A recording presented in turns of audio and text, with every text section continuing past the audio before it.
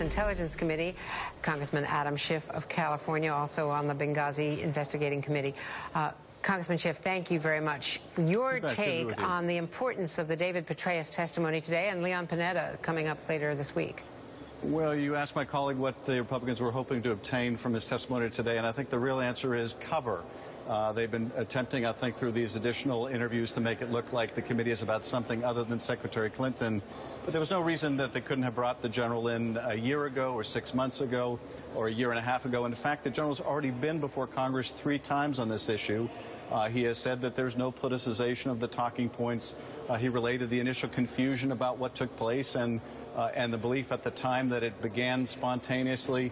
Those facts turned out to be wrong, but it was the Intelligence Committee's best estimate at the time.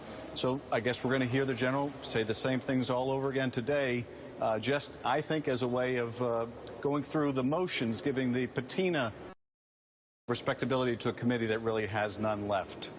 But Congressman, Congressman Pompeo's point is that when they questioned General Petraeus before, they did not have access to all of those emails, thousands and thousands of pages of what Hillary Clinton was saying to family, friends, aides, colleagues, other colleagues, contemporaneously.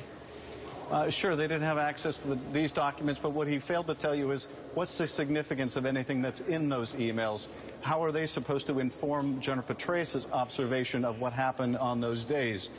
He testified before the Intelligence Committee about what he learned, about what he saw, about what he was told at the time, and there's nothing in the Clinton emails that either affects that or contradicts that. So it's one thing the Republicans can hold up and say we didn't have these documents at the time, but you have to be very suspicious when they use the metric of their investigation as how many documents they've received, how many witnesses they've talked to, without telling you anything of significance that was gleaned from those documents or witnesses. I want to ask you about North Korea, because as a member of the Intelligence Committee, obviously you have to share concerns about their claims, at least, of a hydrogen test. How credible is this claim? Do you think they're bluffing? Well, I'm not sure how credible it is. We have seen them make boastful claims that didn't pan out in the past.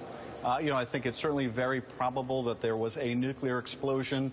We'll know soon whether it was a hydrogen explosion or fusion explosion or whether it was something else.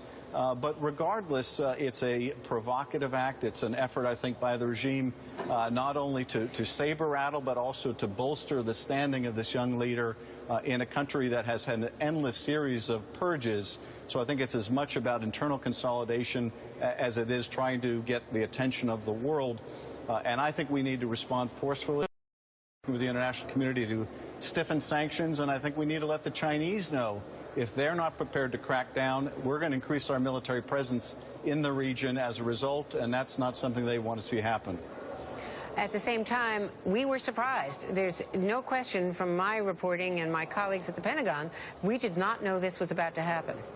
Andrew, I can't go into the particulars of what indications we may or may not have seen. Obviously, this is something that we have a constant focus on in terms of North Korea's nuclear activity, their missile activity, and we have, I think, very good intelligence on North Korea.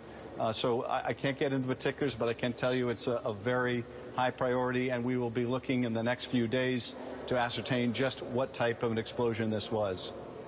But if it were, as they claimed, a hydrogen explosion, you think we had warning of that? The Chinese say they didn't know. We say we didn't know. You're indicating, I know you can't discuss classified briefings, you're indicating that we were not taken by surprise? Well, I think we ought to wait and see whether this really was a fusion explosion, whether this really was a thermonuclear device of some kind before we assess any deficiencies within the intelligence gathering process. We'll know soon enough. If it was, the principal consequence is their ability to miniaturize, their ability to put a nuclear warhead on a missile that might reach the United States. And if they have reached that milestone, and again, that's a very big if, that's something of very dire consequence to us in terms of our national security. Clearly so. Thank you very much, Congressman Schiff. I know you've got to go into that hearing, the briefing with General Petraeus, and we appreciate your being with us today.